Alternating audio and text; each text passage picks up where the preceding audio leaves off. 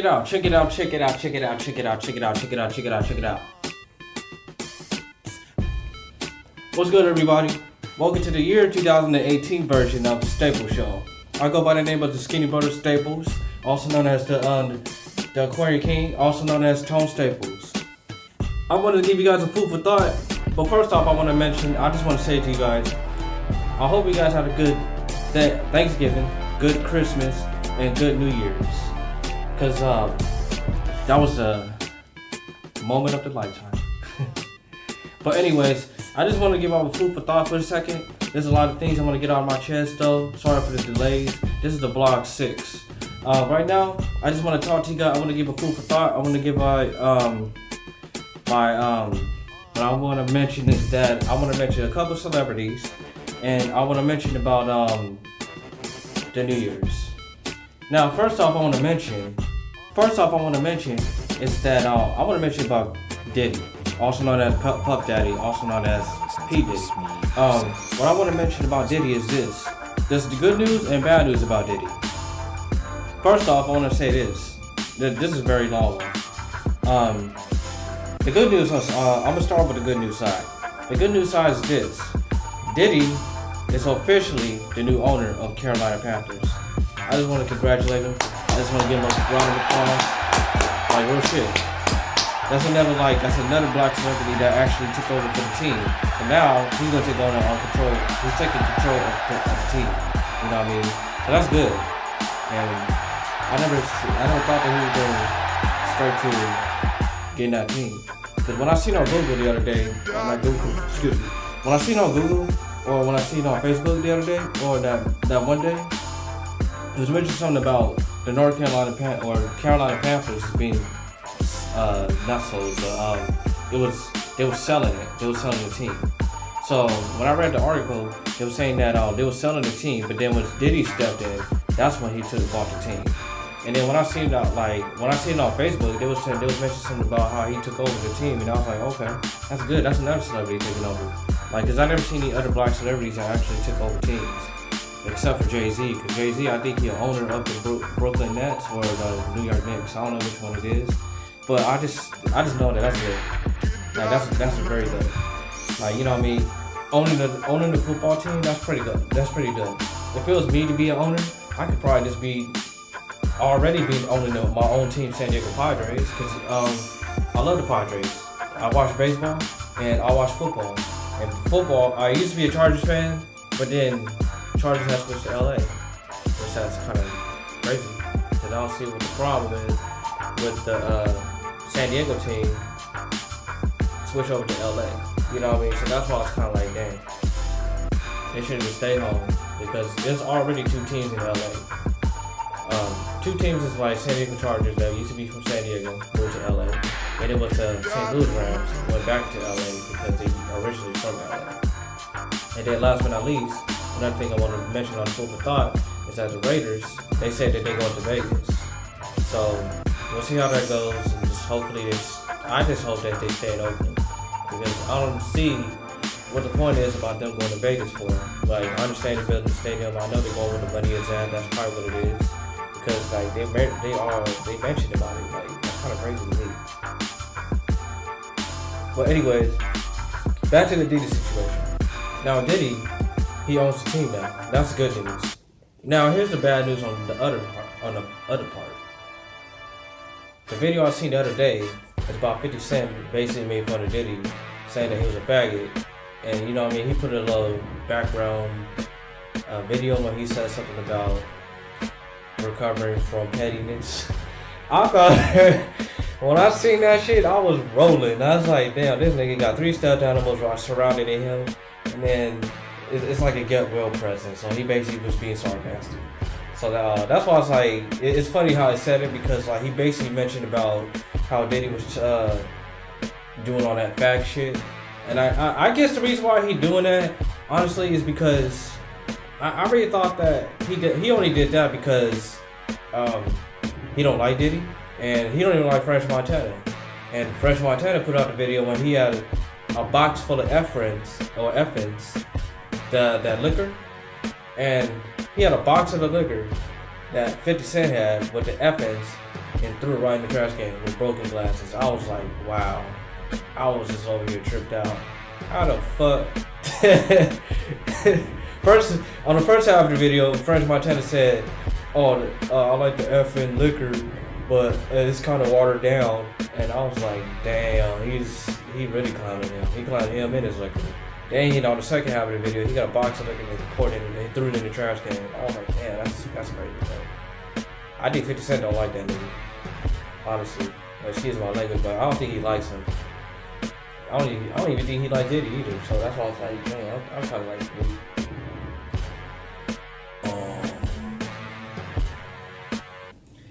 Eminem. I started listening to his new album called The Revival. Now, before I even get to that, the question I need to ask him is that why would you do at least 3 albums with the re in the beginning? You know what I mean? I was kind of like, wow, you going for re. Think about it. R-E. Everything you say is R-E. Now, and to those people that don't understand what I'm saying about the re, think about what I said about the re, R-E. You know what that means? Re. Let me put a definition like that real quick. Definition of re. Definition of re. Which word? R-E.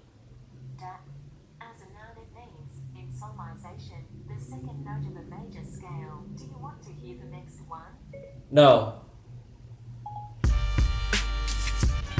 So yeah. Re. R-E. It's too funny. I'm sorry. I had to say re. Okay, let me put an example like this. Re. You know when Eminem, when he came out of retirement back in 2008, and he came up with an album called Relapse. Relapse is one of them. As a comeback album, as a return of Eminem. You know what I'm saying? It went up with that. In 2009, he came up with the refill. See, another thing about it is Relapse, the refill. That's the second one. So basically, he re-released the album Relapse. In 2008, he did the Relapse, the album, The Return of Eminem. He came back as Eminem. He came back as Eminem, basically. Then he did the re-release album, but then he called it the refill. So that's one thing I'm kind of I'm kind of confused about that, because like at first I thought he was gonna come up with a good title and all that. You know what I mean? Like he came up with creative titles. I mean, it's cool, but just that when he first came, he came out with the album after he retired back in 2005 or 2006. Okay, let me put a recap to this. I'm sorry. Okay, in 1999, the Slim Shady LP. In the year 2000, the Marshall Mathers LP. 2002, the Eminem Show. 2004, Encore. And then he came out with the greatest hits, which is what's it called? Not Encore, but what's it called? Curtain Call. Yeah, that's what it's called. He came up with Curtain Call. In 2006, he came up with a mixtape along with 50 Cent called The Re-Up. See, that's another thing about the re. The re. Everything. Every time he put out the title, it says the re. Okay, 2006, he came under the title called Re-Up. Eminem presents The Re-Up. 2008, he came back with another album called Relapse. In 2010, Recovery. 2013, he came out with the Marshall Mathers LP too. Well, that's good because he, you know what I mean? He basically just came out with the title with the second sequel of it. But to me personally, I just thought that, I don't think the second one was as good as the first one, honestly, because he kind of switched it up a little bit. You know what I mean? I mean, it's no disrespect to Eminem, it's just that he went from a drug addict rapper, and all of a sudden he wanted to turn the other way around by putting that type of music. You know what I mean? No disrespect to Eminem, I like the dude's lyrics because he was hard back then. Like his lyrics was way hardcore back then. But this one, it's kind of like weird. It's scratchy. You know what I mean? But the Recovery album was cool. It was good. You know what I mean? But now here's the recent album that he came out with called Revival. He recently released Revival in 2017, last year, not too long ago, like a month ago. And then I started listening to the album, and I really thought it was good on one half, but on the other half, it's kind of like a switch up. Like, I don't know. You know how people be doing that shit. Like, when they rich, they can do what they want to do. They want to do that old type of music, then go right ahead. That's cool. Like, but on the beginning of the song, for those 3 songs before the intro, that shit was cool. I like that shit. You know what I mean? But that one track, that when I was kind of confused, it was that one track called Untouchable, and he was talking about us black people. Was he really dissing us, or was he like, he's explaining about our society? Because you know how like we black folks are, we're going through a lot of society when we had to deal with the police brutality. We got to deal with fucking, you know what I mean? All the other shit that we went through, you know what I mean? Like, that's when I was kind of like, I kind of tripped out about the album because of the Untouchable. I kept listening on repeat, and I was like, what does he say about black people? At first, I was thinking, like, I thought he was dissing us, or he was on the racial slurs or whatever, but when I heard it, it was kind of like, it got me listening to that over and over and over and over and over again, so I was like, what is he trying to say? Like, nah, you know what I mean? But then again, I started listening to the whole album. It was cool, you know what I mean? It was great, you know what I mean? But on the track listing of the album, you always got to start with the intro before the songs. But why did you put the songs first before the intro? That's why I was kind of confused. That's like me trying to put out an album and I put the songs on there first and then the intro comes in after. No, that is not how it goes. No, none of the songs, like, I don't know how everybody, like, that's their creativity. That's cool. That's cool. But that's their thing. You know what I mean? They want to do what they want to do, go right ahead. That's your album. You know what I mean? I have nothing to do with that. I ain't got nothing to say to that. I ain't got nothing to judge about that. That's their creativity. So, yeah. That's all I want to mention is because Eminem always put out the album with the re in it. The Re-Up, which is a mixtape. Relapse, which is Eminem's album. Recovery, which is another Eminem's album. And then now, recently, Revival. Music. Like, honestly, I gotta say that if he put out another album with the re in it again, I'ma scream! I'm just playing. But big ups to Eminem. The album was good. Like, I gave that one a 7 because like half of the songs were great. Other half was kind of like scratchy, thinking, you know what I mean? It was cool. But I didn't hear it, I gotta listen to the whole album again because like they said that Dre was producing some of his beats, but I don't even know if he really, I haven't even heard anything from Dre since that Compton album, because the Compton album was good. Now that's the last thing I want to mention on the Food for Thought. The Food for Thought is this. Everybody kept saying that Compton album is Dre's last album. Me personally, I don't believe it. I don't think that's gonna be his last album. I don't really think that he's gonna do. I don't think he did. I don't even think he retired because he's already like rich enough to go do whatever he want to do. He's already a billionaire already because of that Apple bought beats off of Dr. Dre. That's the headphone shit. You know what I mean? But I think, to me personally, if anything, I think Dre's gonna come out with another album. That's what I think. People can go ahead and judge about it, but that's on. I mean, let them go ahead and judge. But I'm just saying, in my opinion, I think he's gonna do another album. Cause I'm telling you, even if you're rich, you can still come out with another album if you want to. That's up to you, your choice, whether you want to do it or not. You know what I mean? So that's why I really feel that I don't think that Dre did not put out the last album. The only reason why he put that out, that's only because of Straight Outta Compton movie came out the same year. You know what I mean? So that's why I was like, nah, I don't believe that that's his last album. So that's all I gotta say about the Food for Thought.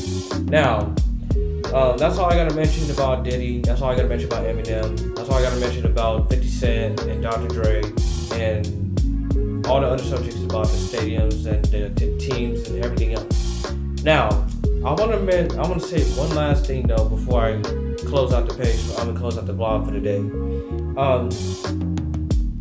What I did on New Year's Eve, I basically recorded a video of myself in Tempe, but there's one little simple problem. The simple problem is that what I made a mistake on is that you know how the little selfie sticks. All right, you know when I use this, right? I use a selfie stick, and this is the first time using this since I bought it in New Mexico. When I used this, when I went to Tempe that New Year's Eve, I had to use this. But the only problem was that when I use this cord, and I plug it to the phone, and I record the video, this is the funniest thing that ever happened. When I was over there in Tempe New Year's Eve in Mills Ave, I basically was supposed to be recording live so that way everybody could hear it. You know what I mean? You can hear all the commotions and people celebrating and getting ready for the New Year's and all that other shit. But the only problem was, when I played back, it was muted the whole entire thing. That's why I was kind of mad. I was like, dang, this whole time I was trying to put this video on for the New Year's and trying to celebrate and all that, damn man, it's all good. But I'm gonna do that for this coming New Year's Eve, but this time, I'm not gonna use this cord thing right here no more. I'm just gonna use the phone straight up, and I'm just gonna record it like that. You know what I mean? I think the only reason why this plug is only for the phone is only to take pictures, to connect with the pictures. So that's why I was kind of understanding, like, okay, that's understandable. So anyways, that was my food for thought. But before I go, I'm gonna put out this little flick that I just did for New Year's Eve from when I recorded in downtown Tempe. But I'm gonna put it instrumental style, and I'm gonna show you guys how everything was turned up over at Tempe, by Tempe Town Lake. Staples gotta go, but the Staple Show will be right back.